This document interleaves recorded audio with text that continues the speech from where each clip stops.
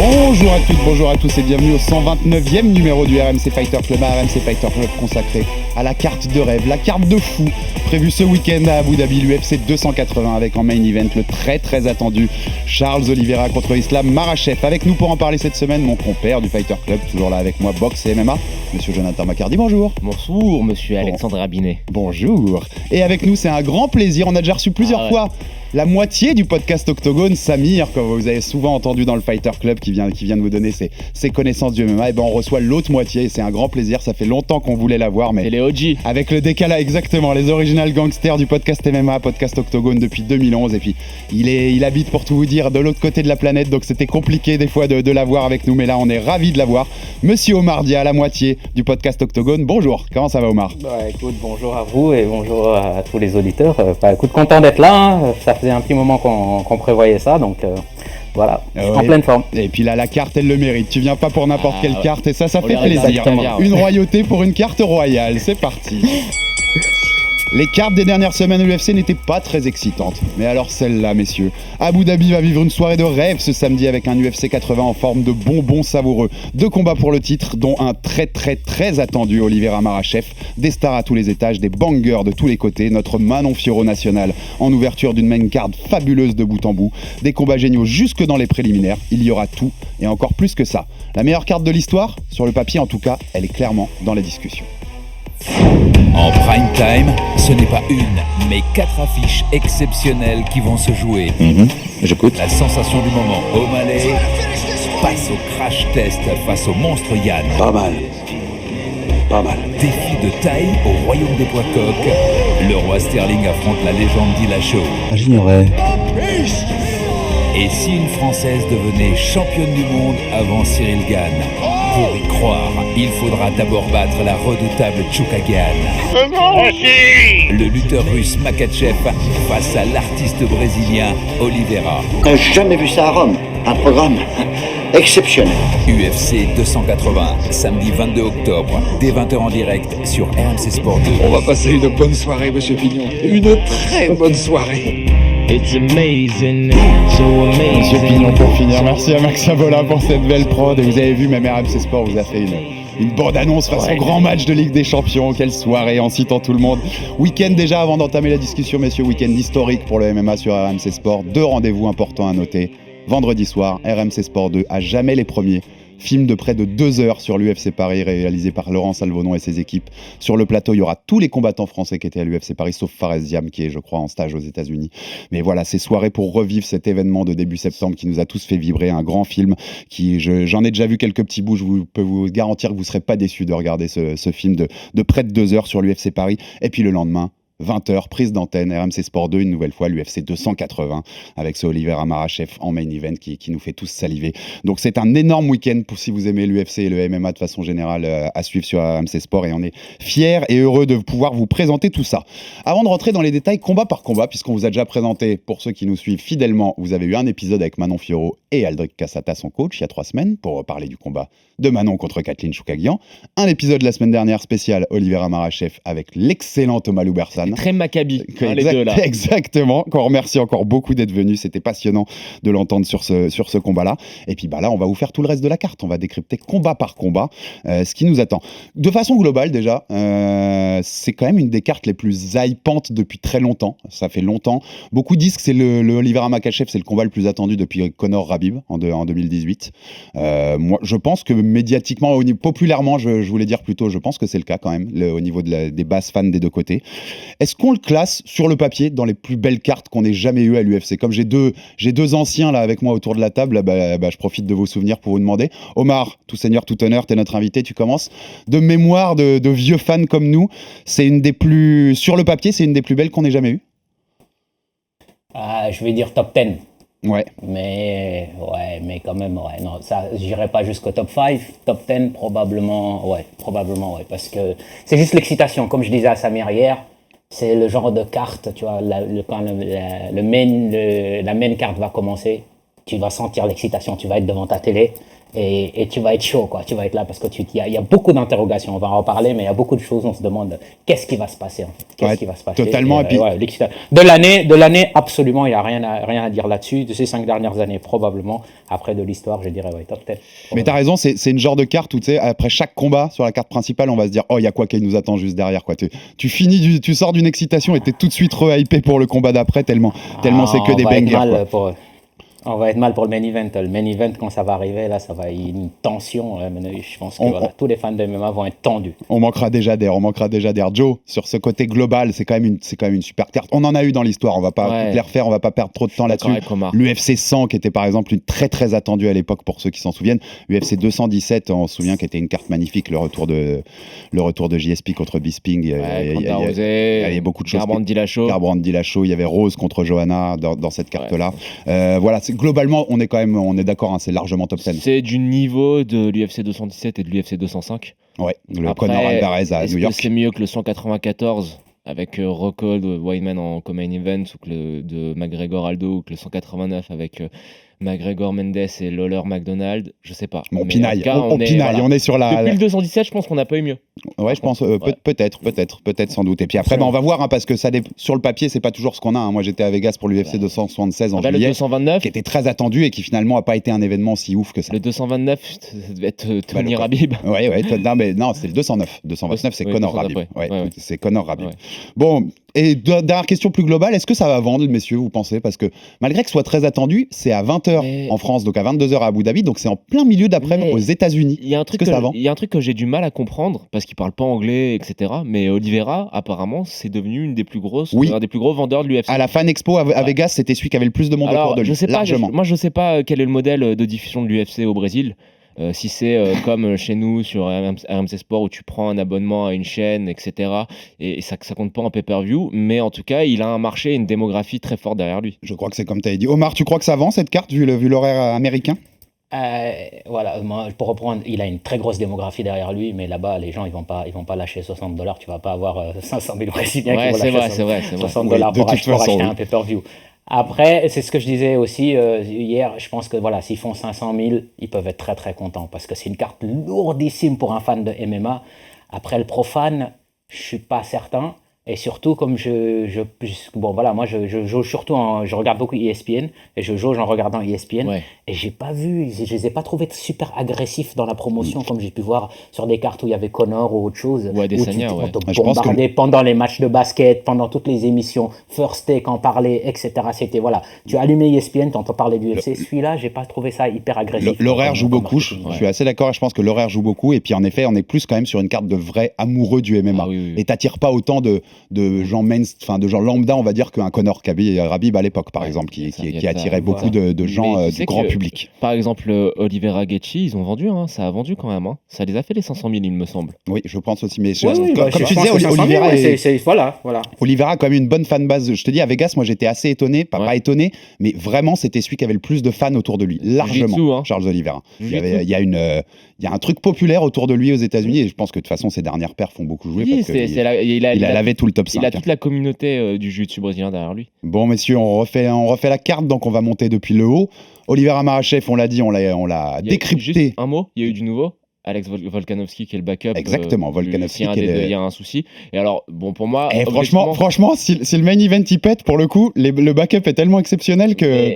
C'est bon, on est content quand même. Je vais en dire juste un mot. Objectivement, je le vois pas inquiéter un des deux parce qu'il y a la taille.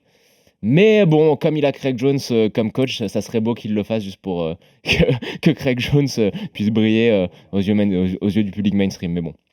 C'est quand même marrant de voir qu'il est backup des deux combattants. Tout à fait. Ça veut dire qu'il monte. Au début, on pensait d'ailleurs que c'était haut, c'était Gamrot qui avait été annoncé, ou Dariush, oui, je crois que c'était Dariush. Enfin voilà, en tout cas, Volkanovski, c'est clair que si jamais il y a quelqu'un qui pète pour le main event, le remplacement, il est beau. Hein. Il est avec Craig Jones, il fait qui imite Oliveira et qui imite Makhachev. Je lui fais toute confiance. Et de toute façon, peu importe le vainqueur aussi du main event, on va en reparler rapidement de Volkanovski parce qu'il a déjà annoncé qu'il voulait être double champ. Donc il va y avoir rapidement, on va reparler de lui autour de cette catégorie des légers. Ce Oliveira Makhachev, on l'a décrypté en long, en large. On vous invite à aller retrouver notre dernier numéro avec Thomas Loubersan pour écouter tout ça. Mais Omar, comme on t'avait pas avec nous, on veut quand même t'entendre là-dessus. Comment tu vois ce combat tourner entre ce choc des mondes, un peu ce choc jiu-jitsu contre Sambo combat, contre lutte de Makhachev? Comment tu vois ce choc tourner et quel est ton pronostic pour ce main event, Omar?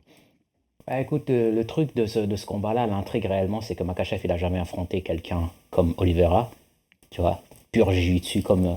Et Oliveira n'a jamais affronté un lutteur qui est capable de contrôler au-dessus comme Makhachev. C'est ça la grosse intrigue de ce combat-là. Après, ce que je vais te dire, mon prono, je vais te donner un prono du cœur plutôt qu'un prono logique. Moi, Oliveira, même contre ma grand-mère, je serais pour Oliveira. Donc, Oliveira, il y a aucun souci. Je suis pour Oliveira, j'ai envie, parce que son histoire me parle énormément. Et donc, je vois Oliveira et je pense que Makhachev va aller au sol, mais Makhachev laisse beaucoup plus d'ouverture qu'un Khabib.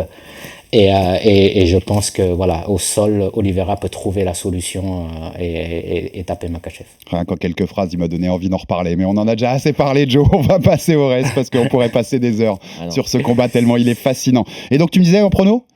Enfin, Oliveira, comme on demande à chaque fois, Rouge, on demande la manière. Oliveira, soumission, un étranglement arrière, on va dire, round 3. Voilà. Allez, c'est bon, c'est noté, comme ça on verra comme d'habitude qui avait raison dans ces petits pronostics très subjectifs. On va redescendre maintenant la carte combat par combat, cette carte principale fabuleuse de bout en bout.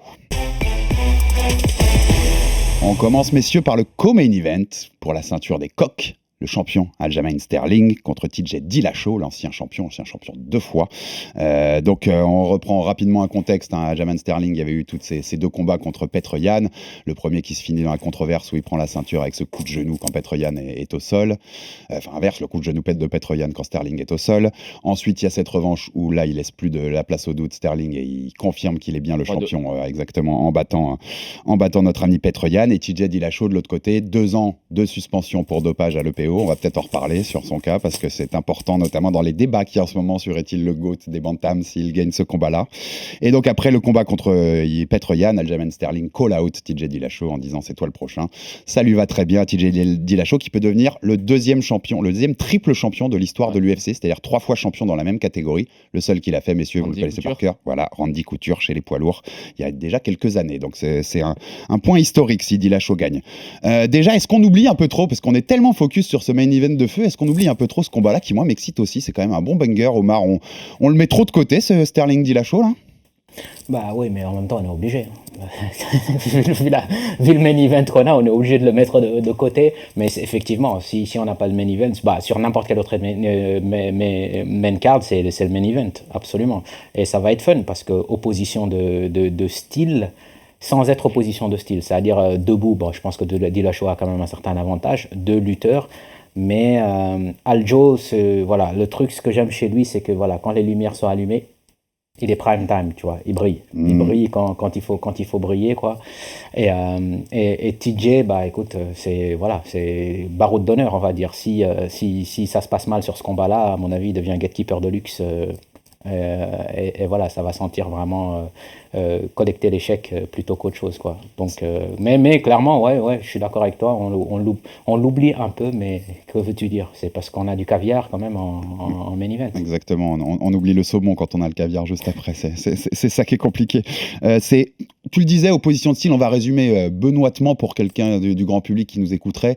On a un Aljamain Sterling qui est censé être plus fort au sol, TJ Dillashaw qui est censé être plus fort debout, mais les deux ont des qualités. TJ Dillashaw debout notamment, c'est des déplacements latéraux assez exceptionnels, des angles trouvés qui ont toujours été fabuleux. Joe, comment tu vois cette opposition de style? Est-ce que TJ peut se permettre d'aller au sol avec Sterling? Moi, Sterling, je reprendrai un peu ce qu'a disait Omar, il m'impressionne de plus en plus en fait. Au fur et à mesure de ses perfs, j'étais pas un grand fan de Sterling il y a quelques temps, et en fait, il m'impressionne le garçon.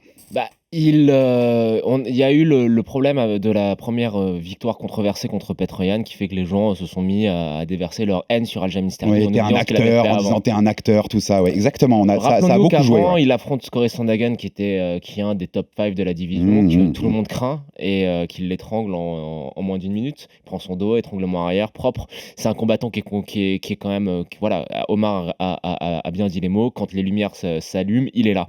Après, il n'a pas le style le plus excitant. il va chercher à prendre ton dos, pas forcément à soumettre, à contrôler, comme il a très bien fait contre Petr Yan. Ouais. Il y a ce moment assez marrant, quand à un moment il lui reprend le dos, il ferme le triangle de corps et qu'il sourit à la caméra en sachant maintenant c'est 4 minutes de contrôle. C'est bon, c'est parti. C'est pas forcément le style le plus excitant pour le profane. Après, en termes de style des deux combattants, Dillashaw, c'est un lutteur.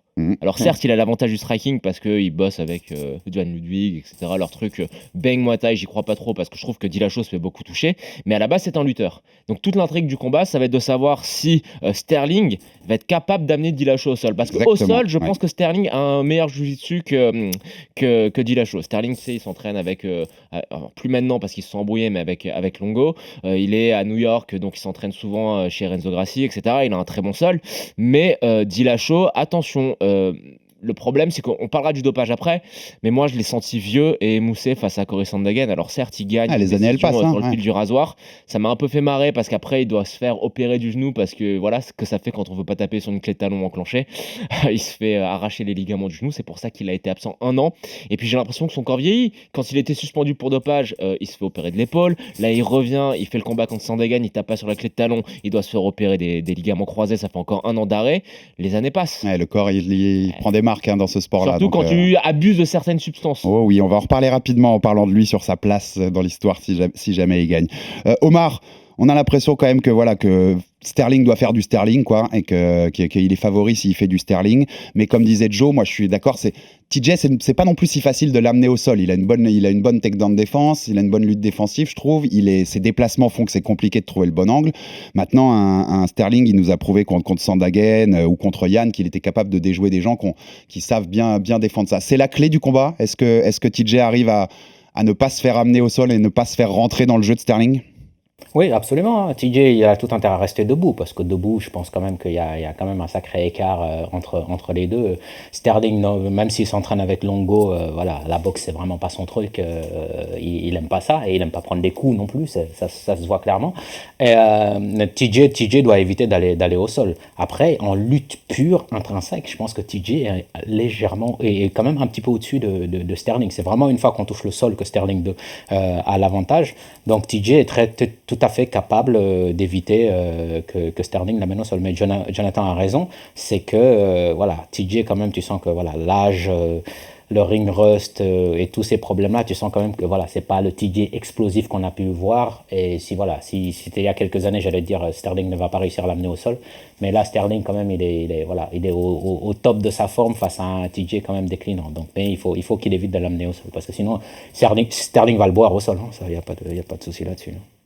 Avant qu'on donne nos pronos, messieurs, plus sur le côté, pour revenir un peu sur TJ Dillashaw, on en parlait. Est-ce que la pression est sur lui, sur ce combat-là, parce que c'est un peu sa dernière chance, entre guillemets. Comme disait Omar, après tu deviens un peu gatekeeper si tu perds celui-là. Il a rien à perdre. Oui, c'est déjà miraculeux qu'il soit là, qu'il soit pas fait virer par l'organisation, parce que ça, faudrait en parler aussi. Le mec, il avoue qu'il a pris de l'EPO, quand même, tu vois. Ça aurait pu être une faute grave et il aurait pu être viré de l'organisation. Il a déjà gagné 2 fois la ceinture, il a déjà une carrière assez intéressante. Je crois que financièrement, il n'est pas à plaindre. Non, je pense pas, un petit peu sur Instagram, etc. T'as l'impression que le mec, il vit bien. Là, il est là, il a un combat pour le titre après une victoire, qui est même pas forcément une victoire extra convaincante. Donc non, il a rien à perdre. Ah, mais comme il disait, quand il avait eu Sterling le call-out, il a juste souri et il a dit c'est parfait pour moi. Pour bien sûr. Coup. Et cette dernière question autour de ça, on l'a cité plusieurs fois déjà, mais TJ Dillashaw, il a été contrôlé positif et suspendu pour de l'EPO. On parle pas de petit dopage là. L'EPO, c'est quand même un truc.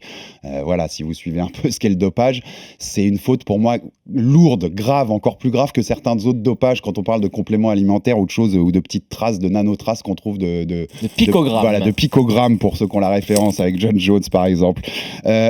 Beaucoup disent, moi j'ai vu beaucoup passer quand même, que s'il bat Sterling, s'il devient 3 fois champion, il n'y a plus de débat, c'est le GOAT des bantamweight. Alors je voulais juste vous demander, mais quand on a été chopé pour de l'EPO, est-ce qu'on peut encore vraiment rentrer dans ces conversations-là ? Spoiler, pour moi non. Pour moi, tu es de toute façon écarté un petit peu de ce genre de débat. Joe, et après Omar. C'est trop compliqué de répondre à cette question. Même si sportivement, TJ, j'adore. Je vais te dire, il a commencé sa carrière avant l'USADA. Donc il a pris la ceinture avant l'USADA. Deux ceintures. En battant Renan Barao pré-USADA. Voilà. En battant Renan Barao pré-USADA. Donc c'est difficile de répondre parce qu'il a commencé le sport à une époque où il y avait un petit peu tout et n'importe quoi qui se faisait. Après voilà, c'est un tricheur. Chacun pourra juger. Moi j'ai une appréciation qui est très subjective et très personnelle. Pour moi c'est pas le GOAT. Le GOAT des bantams, je sais que ça va faire hurler Omar, mais en termes d'accomplissement, de longévité, c'est Dominique Cruz. C'est Dominique Cruz, je savais que tu allais dire ça. Ouais. Omar, petit avis là-dessus. Ça me fait pas hurler parce que je suis absolument d'accord avec toi. Ah non, c'est Sam qui l'aime pas trop. Alors. Mais t'es d'accord, ça le disqualifie, TJ? Moi, je suis pas un méga fan de Dominique Cruz, mais objectivement, je suis tout à fait d'accord avec toi. Pour moi, c'est lui le GOAT des bantams. Pour TJ Dillashaw, je suis d'accord avec toi, Alex. C'est que voilà, mais j'applique la même chose pour John Jones parce que les gens me tapent tout souvent dessus parce que je suis un grand fan de John Jones devant l'éternel.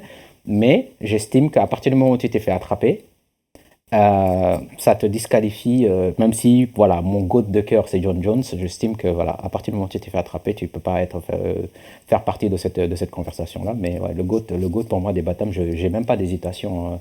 Mais pour revenir à ta première question, est-ce qu'il a quelque chose à perdre? Non, il a absolument rien à perdre parce que s'il perd le combat, on dit il a perdu contre le champion, il est vieillissant, etc. Et pas de souci. Et s'il gagne le combat, bah écoute, voilà, c'est un des upsets de l'année. Il faudrait faire un numéro magazine sur est-ce que le dopage ternit à jamais la legacy, parce que il y aurait le Viagra d'Anderson Silva. T'inquiète qu'on va y venir. C'est dans mes idées pour un jour. Le Viagra d'Anderson Silva, c'est quand même chelou comme situation. Un jour, quand on aura moins d'actu, c'est dans mes tuyaux de faire ça un jour. Ça va être compliqué hein, parce que après tu vas sortir on va sortir plein de combattants et on va se rappeler que oui, dont certains vont sortir des combattants du Pride et on va se rappeler qu'au Pride personne ne testait rien du tout et que tout le monde était chargé comme des... C'est clair qu'on peut peut-être enlever 3/4 des mecs qu'on a kiffé depuis toutes ces années, les gars. Donc ça devient compliqué. Vos pronos rapidement avant qu'on passe au Petr Yan contre Sean O'Malley. Rapidement tous. Qui gagne? Aljamain Sterling, TJ Dillashaw et comment? Omar?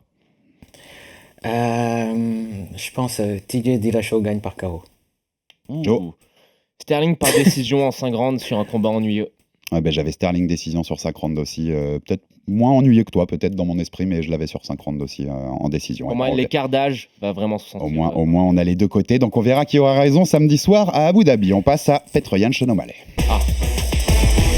Donc, voilà, ce Coco Main Event, on peut l'appeler, même si celui-là, il n'est pas pour la ceinture. Mais alors, celui-là, c'est quand même un combat intriguant. Parce que Petr Yan, dont on vient de parler, on reste chez les coqs, dont on vient de parler pour ses combats contre Aljamain Sterling, l'ancien champion, et Sean O'Malley, la petite star montante de la catégorie, avec ses cheveux roses, très populaire à Las Vegas. C'était, je vous avais dit, je crois que je vous en avais parlé, mais c'était de tous ceux qui sont rentrés dans la cage à Las Vegas, au 276, c'était la plus grosse ovation. Largement, devant Adesanya, devant d'autres mecs comme ça. Beaucoup de fumeurs de joint. Sans doute on est à Las Vegas, mais voilà. Donc il est très populaire. Par contre, il est que numéro 12 de la catégorie. Là, il est fast-tracké. On le met directement face au numéro 3 et face à l'ancien champion. Alors c'est simple, ma première question avant de rentrer dans la technique, mais est-ce que la marche, elle est trop haute pour Sean O'Malley? Est-ce que ça va trop vite de l'opposer à Petr Yan? Omar? Écoute, en fin de compte, je pense pas, parce que le problème, c'est que j'ai pas l'impression qu'on le fast-track réellement, parce que on va dire qu'on était sur le frein quand même avec lui. Hein. Depuis le temps qu'il combat, tu vois, on va dire que l'UFC a été particulièrement sympathique avec lui au niveau du matchmaking. Ou peut-être qu'il a été très intelligent dans ses choix, et ça lui a permis de créer sa marque. Sean O'Malley, et c'est pour ça la popularité dont tu parles, c'est juste parce qu'il a été très fort en marketing, ce petit, et ça tu es obligé de le respecter, quoi. C'est vraiment ce qui fait en dehors de l'UFC pour qu'on parle de lui, et quand on parle de lui, tu as l'impression que tu es en train de parler d'un top 3 de la catégorie, alors que voilà. Donc il n'est pas réellement fast-tracké, mais c'est une opportunité qui se présente, comme ce qu'il fait en dehors de la cage, des opportunités qui se sont présentées, et là c'est parfait pour lui, parce que là encore une fois, il gagne le combat, écoute, title shot direct, hein, absolument personne ne pourra discuter quoi que ce soit, et il bat Petr Yan, ancien contender pour la ceinture. Il perd le combat, qu'est-ce qu'on va dire? Bon, les haters vont dire ouais c'est bien fait pour lui, etc., dont je fais probablement partie, et on dira c'est normal. C'est normal. Les gens un peu plus raisonnables diront c'est un peu normal. Écoute, il affronte le contender numéro 1 de la catégorie alors qu'il est classé juste numéro 12. Donc il a absolument rien à perdre, quoi. Et il a de grandes chances de gagner. Joe, sur le côté plus technique, on va rentrer plutôt technique dans ce combat-là. Où est la clé? On a l'impression, avec son gabarit, ses grands segments, Sean O'Malley, on sait qu'il n'aime pas les kicks. On sait que les kicks peuvent être une arme pour Petr Yan. Moi, j'ai l'impression que ça se joue beaucoup sur et je sais que j'ai entendu hier nos amis chez Octogone qui étaient dans la même ordre d'idée, que ça se joue beaucoup sur la gestion de la distance. Comment qui arrive à le mieux gérer cette distance? Est-ce que Sean O'Malley arrive à pas laisser rentrer Petr Yan plutôt vers lui? Comment tu le vois ça? Comment tu vois ça, Joe? Comment tu vois cette opposition pas forcément de style, parce que ça a beaucoup de gens en strike team, mais cette opposition de gabarit plutôt? Alors, sur la question des kicks, je trouve que c'est pas vrai parce que c'est dû à deux choses. La première, c'est que lors de son premier combat à l'UFC, il s'abîme le pied en balançant un kick. Et du coup, il termine le combat allongé dans la cage. Son adversaire était un peu bête, il faut le dire. Il voit qu'O'Malley tient sur une jambe et il l'invite et il va au sol avec lui, alors qu'il lui aurait dit reste debout et puis c'était terminé. Et puis il y a le combat contre Vera où voilà, il check mal un kick, il se prend sur le nerf et ça se termine en TKO. Mais depuis, tu vois quand même que sur les combats qui ont suivi le combat contre Marlon Vera, il a fait d'énormes progrès sur le fait de checker les kicks. Et ça va m'amener sur l'analyse technique. Je pense qu'O'Malley, en fait, tout le folklore autour fait oublier une chose, c'est que c'est un énorme taffeur. C'est un mec, en fait, on en parlait en off, pour moi, il me fait penser un peu à McGregor au début. Pas sur le côté l'hype, etc., mais sur le côté que le mec, en fait, il se prend pour Bruce Lee, mais qui s'entraîne comme Bruce Lee aussi. Il a un sol qui est sous-estimé, en termes de jiu-jitsu brésilien, il s'entraîne avec JT Torres, c'est pas n'importe qui. Tu vois qu'il a, alors c'est que des vidéos d'entraînement, mais tu vois qu'il a une très très bonne technique au sol. Je l'ai vu faire des combats au quintet de grappling, où il affrontait des mecs assez impressionnants, genre Gilbert Melendez, etc., et où il a gagné. Donc il a un niveau en sol qui est quand même assez correct. Et puis son striking est très bon. Il est flashy, certes, mais il a aussi des bons fondamentaux. Alors après, par contre, il est face à un monstre, un mec qui est très très fort, qui pour moi est le combattant le plus fort de la catégorie, mais qui a juste un seul défaut, c'est que parfois dans la gestion des combats, quand c'est pas en 5 rounds, il est un petit peu lent à démarrer. Et c'est ça qui lui coûte ses défaites. Notamment la deuxième qu'il perd contre Aljamain Sterling, je pense que le combat, il le perd tout seul. Que s'il démarre son combat un petit peu plus tôt, parce qu'il prend les 2 derniers rounds, bah, il a toujours la ceinture aujourd'hui. C'est un peu trop long dans ce temps d'observation au début on de a combat. Un mec qui démarre très vite, Sean O'Malley, qui a plein de KO au premier round, et un mec qui est un peu diesel. Et en 3 rounds, c'est surtout une question de gestion du combat. Après, attention, moi je pense que Sean O'Malley, il a jamais eu en face de lui quelqu'un qui est capable de lui faire très mal. Ah non, mais clairement. Là, par contre, il l'a. Pas à ce niveau-là. J'allais ouvrir là-dessus, donc c'est parfait, tu me tends la perche, Joe. Mais Omar, est-ce que ça joue ça aussi Je l'avais noté, on l'a tous noté aussi, ce côté de Petr Yan qui a parfois tendance en effet à être dans l'observation sur des premiers rounds notamment.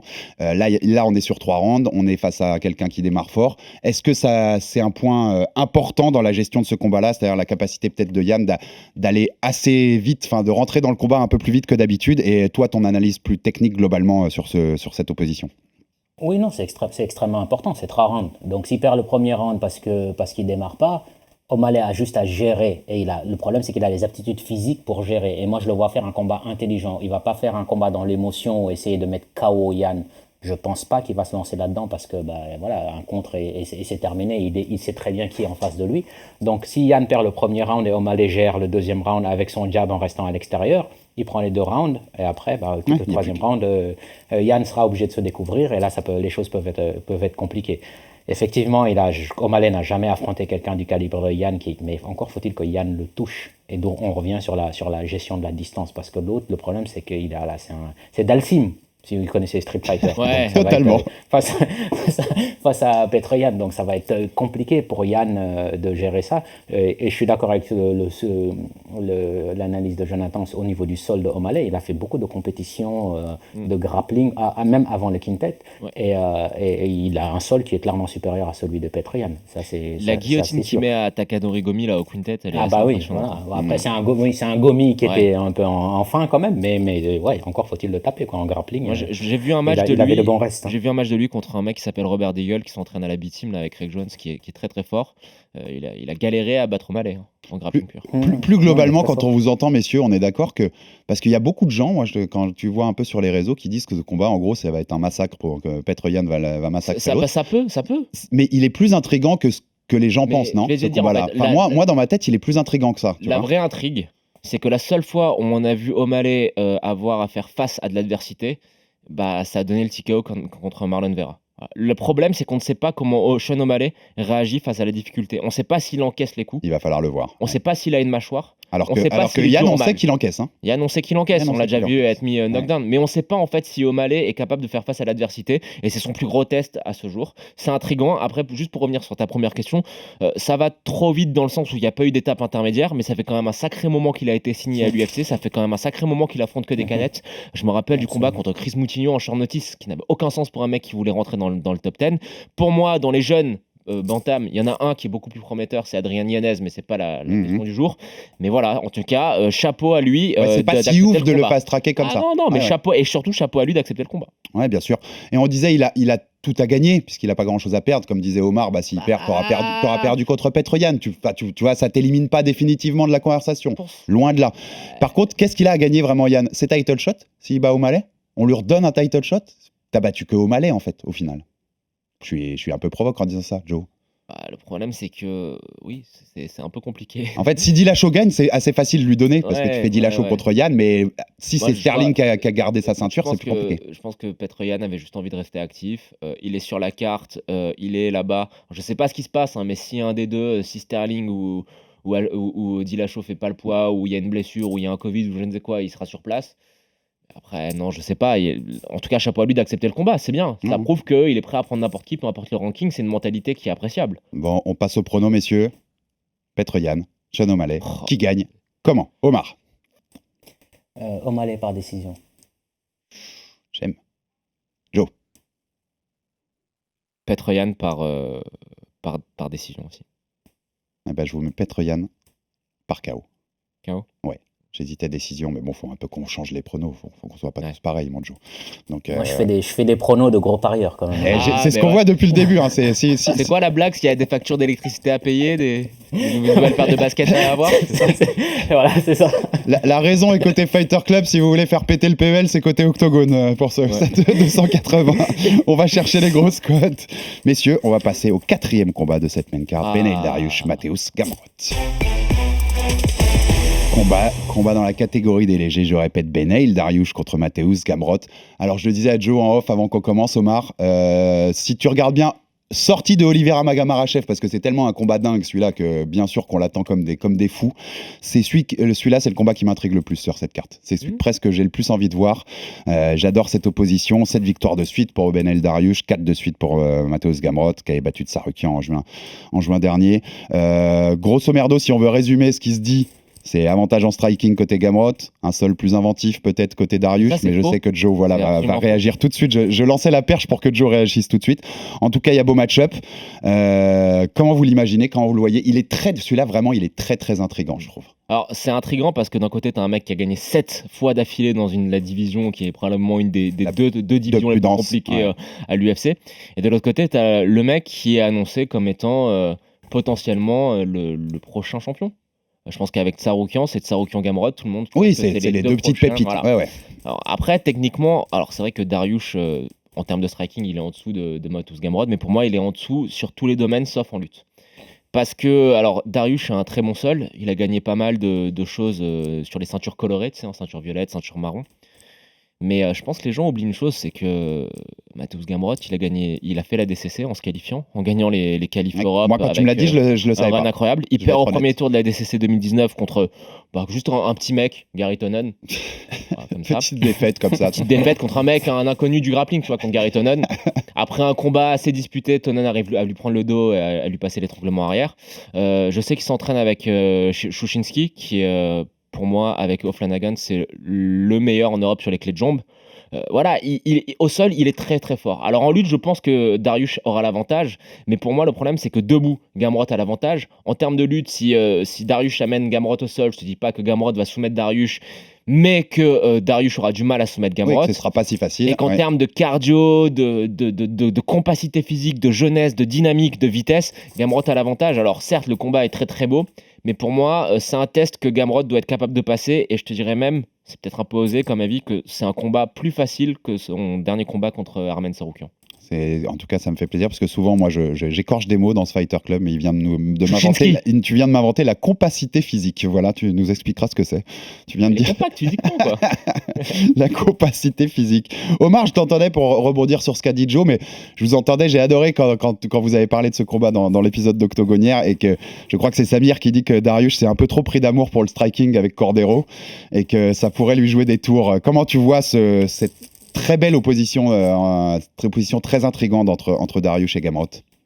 Ouais, en fait, c'est moi qui disais ça. C'était toi? C'était moi qui disais ça, et ça peut être très dangereux face à Gamrot. Faudrait pas qu'il fasse ça. Ce qui est intéressant sur ce combat-là, c'est que si tu regardes leur palmarès, en fait, c'est des palmarès qui sont relativement similaires, même si Dariush a un peu plus d'expérience, à savoir qu'ils ont c'est très équilibré. Un certain nombre de KO, un certain nombre de soumissions pas loin, et un nombre de décisions aussi qui est pas loin. Donc, je suis d'accord avec Jonathan, à savoir que voilà, c'est l'histoire qui dit que Dariush va l'amener au sol et va le boire au sol. C'est ça va être un peu plus compliqué que ça, même si Dariush a tout intérêt à essayer de l'amener au sol, parce que debout, ça risque d'être très très très très compliqué pour lui. Le problème de Dariush, on parle de winning streak 7 combats, très bien, mais c'est en 4 ans. Il n'est pas très actif comparé à notre ami Gamrot. Donc, tu vois, quand des winning streaks, quand ça prend autant de temps, après, pour moi, ça me dit pas grand-chose, quoi. Mais combat intriguant, mais je pense quand même que Gamrot, je vois pas ce que Dariush pourrait faire. Mais à part un truc complètement improbable qui va vraiment poser de problème à Gamrot sur ce combat. L'avantage qu'il peut avoir, Omar, c'est peut-être le gabarit. C'est difficile de trouver Ouais, c'est vrai, parce que moi, Dariush, oui, c'est vrai. Et puis Dariush, honnêtement, je l'ai aperçu ici, à Singapour, et j'ai été surpris. Parce que je le voyais pas aussi, je le voyais pas aussi énorme que ça. Et j'ai été surpris quand je l'ai vu en termes de taille et le gabarit. J'étais très très très surpris. Donc le gabarit, il aura l'avantage du gabarit, mais. Sur le reste, ça va être compliqué quand même. Sur le reste, ça va être quand même après, et surtout, vas-y. Non, je te disais, si ça va au sol, ça peut être quand même intéressant. Il y a un mec, la personne de Dariush, qui est champion du monde en ceinture marron en Ogi. T'as un mec qui a fait la DCC, qui a gagné les trials, qui est plusieurs fois champion européen de la DCC. On a envie de voir. Ça peut être assez intriguant. On a envie de voir. Ça va être fun. Bon, messieurs, le prono, l'habituel prono. Benel Dariush, Mateusz Gamrot. Qui gagne? Comment? Omar? Gamrot, TKO. J'ai Gamrot TKO, donc j'enchaîne aussi, j'ai la même chose, moi. Ouais. Gamrot qui s'entraîne avec Chouchinski, il soumet Benel Dariush sur une clé de cheville. Celui-là, c'est la spécialité de Chouchinski. Là, le pari, on va chercher la cote, elle est du côté de Joe. Tu l'as vu la clé de cheville qui met Chouchinski à la DCC là? Oui. Elle est contre ta quête, elle est extraordinaire.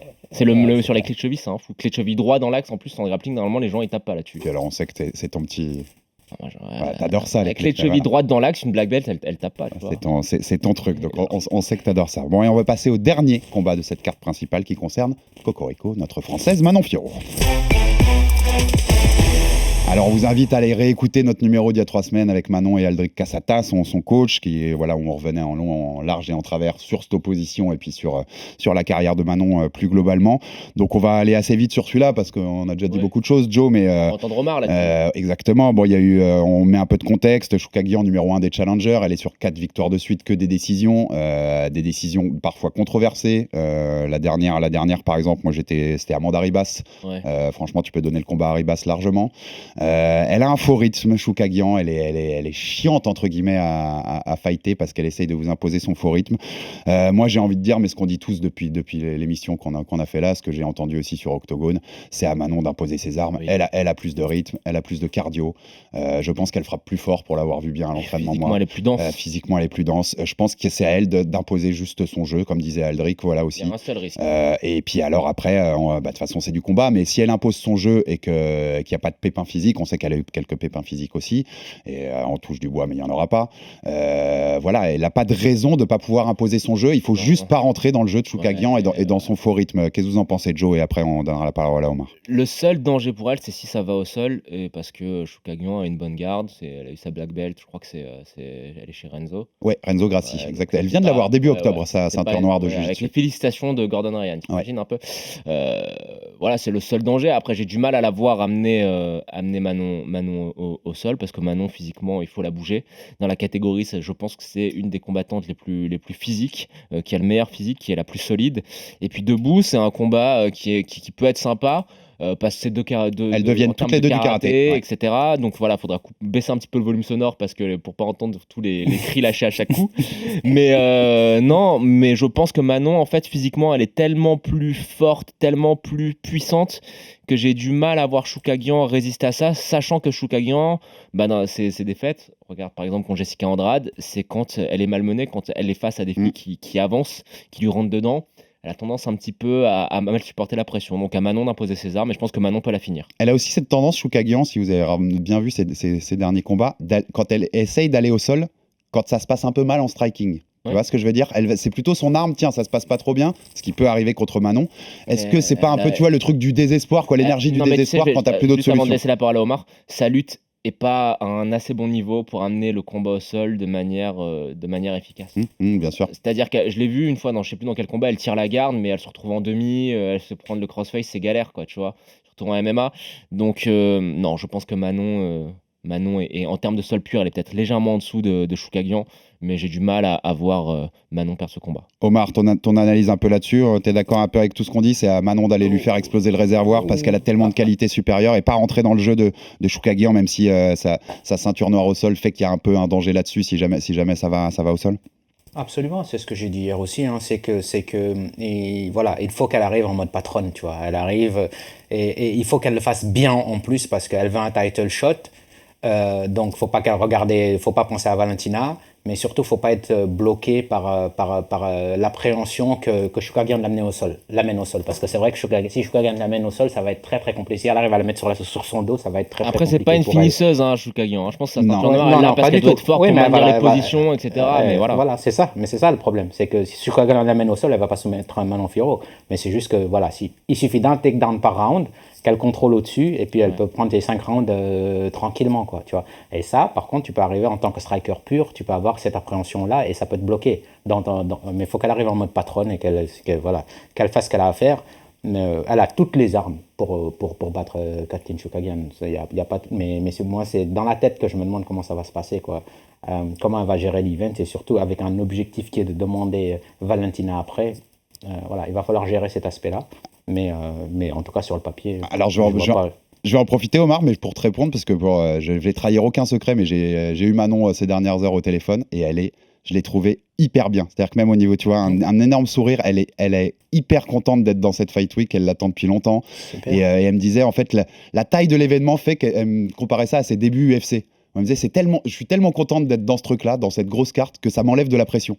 C'est que l'énergie positive qui prend le dessus sur la pression, et je pense qu'elle va hyper bien l'aborder. En tout cas, pour l'avoir beaucoup suivi ces derniers mois, et je vous proposerai un papier cette semaine sur le site qui expliquera les dessous un peu de sa préparation, parce que ça a été les montagnes russes un peu chaotiques ces derniers mois pour Manon.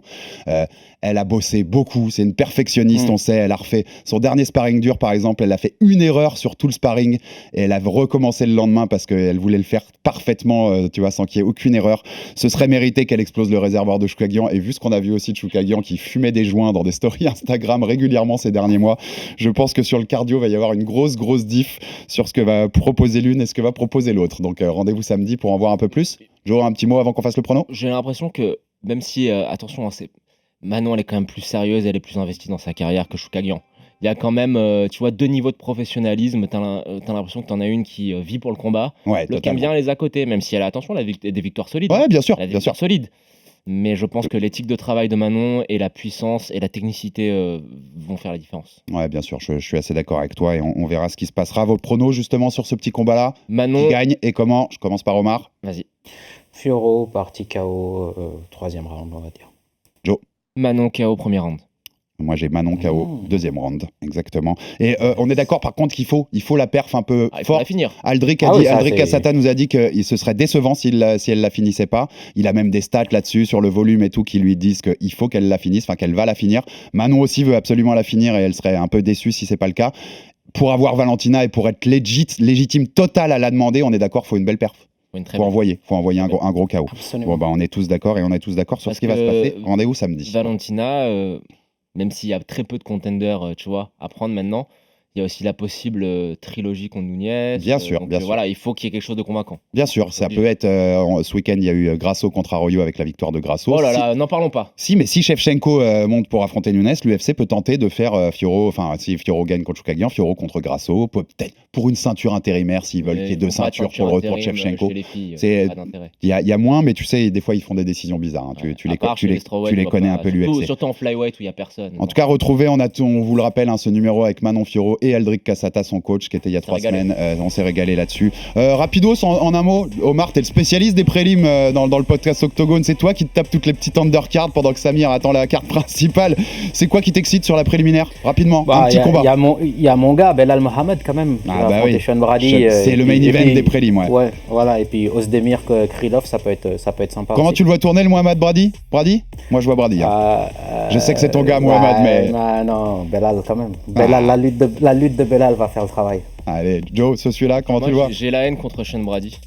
Pour le combat contre Craig Jones en grappling. Alors, c'est déjà, ils font un combat sans clé de talon autorisé, ce qui n'a pas vraiment de sens. Et puis, il a bloqué tout le combat. J'ai perdu 20 minutes de ma vie. Donc, Belal Mohamed par destruction, juste pour me venger d'avoir perdu une soirée, quoi. Bon, en tout cas, pour une fois, les prélims, ils mériteront aussi d'être vus parce que c'est une super carte. Il y a aussi la petite pépite britannique, Mohamed Mokayev, qui est dans les premiers combats. Deuxième combat des prélims. Toutes ces prélims, enfin, tous les combats quasiment, sauf le Arthur, je crois, c'est quasiment des combats qui seraient en carte principale de Fight Night. Donc, énorme événement. 20h, prise d'antenne, samedi, RMC Sport 2. Ne ratez pas ce grand combat. Nous, on vous a proposé 3 podcasts sur cet événement, donc n'hésitez pas à les consommer sur Manon, sur Oliveira Makachev et donc celui-là avec Joe et Omar pour décrypter tout le reste de la carte. Merci Omar pour ta présence, c'était un plaisir. Merci à vous. Et puis c'est une première mais pas une dernière, je peux t'assurer, on te recevra dans le Fighter Club. C'est toujours un plaisir de mettre en avant le meilleur podcast et le plus ancien français sur l'UFC, Octogone. Écoutez-le tous les dimanches après chaque événement UFC. Merci Joe aussi. Merci Alex, et à Samir du coup. Et puis exactement, bis à Samir aussi. Et puis on se retrouve lundi pour débriefer tout ça parce que je pense qu'il y aura des choses à dire après cette énorme carte de samedi. Merci, abonnez-vous sur toutes les plateformes pour rater aucun numéro. Débrief lundi prochain et à bientôt pour un nouvel épisode du RMC Fighter Club. RMC Fighters Club.